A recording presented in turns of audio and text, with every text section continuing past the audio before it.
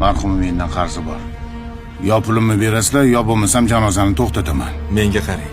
Pulni siz ukamga bergansiz. Uni qarzini biz to'lamaymiz-ku. Jigaring ukang to'g'rimi? O'lgan bo'lsa uka, kimdan olishim kerak? Xullas, biz sizga pul bera olmaymiz. Yo pulimni berasizlar. Bo'lmasa, Hey, qo'lingdan kelganini qil. hali shunaqami? Iya.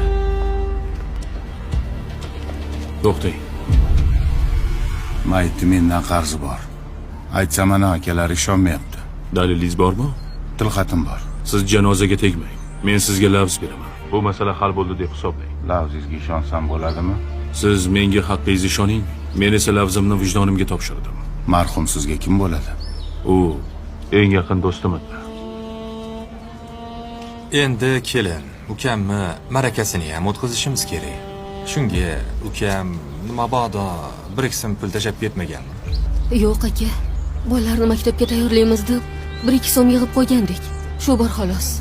Aka, umraga deb yig'ib qo'ygan pulingiz bor-u, hozir o'shani ishlab turaylik. Yo'q, har kim o'z tashvishini o'zi qiladi. To'g'ri. Har kimning o'z tashvishi bor. Lekin odamning yelkasi faqat o'z yukini ko'tarish uchun berilmagan. Ba'zida yaqiningizning yukini bir chetini ko'tarishingiz kerak. Kim bor? Assalomu alaykum. Obbo, bu ham qarzini so'rab keldi shekilli. Xo'sh, ukam nech pul qarz sizdan? Ukangizni mendan qarzi yo'q. Aksincha, meni qarzim bor. Olma sotib birga biznes qildik. Faqat pulni berishga ulgurmagandim. Shunga uni ulashib $14,000 olib keldim. Yaxshi bo'pti.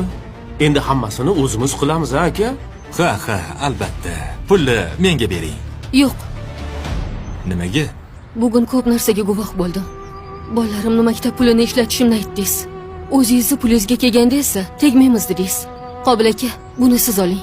Erimni haqqi. Qolganini o'zingiz hal qiling.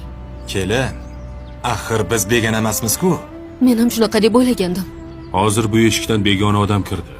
$14,000 tashlab ketyapti. Uni hech kim majbur qilgani yo'q. Kelin, bu pul sizda turadi. Bu siz bilan bolalaringizning haqqi. Eringizni qarzi bo'lsa o'z joyiga berasiz. Baribir biz uni akasimiz. Men sizlarni oilaviy ishlarga aralashishga haqqim yo'q. Bilasizlarmi? Men bugun nimani tushundim? Hayotning ham o'z tarozisi bor ekan. Bir pallasiga manfaat tushsa, ikkinchisida odamni vijdoni tortilar ekan.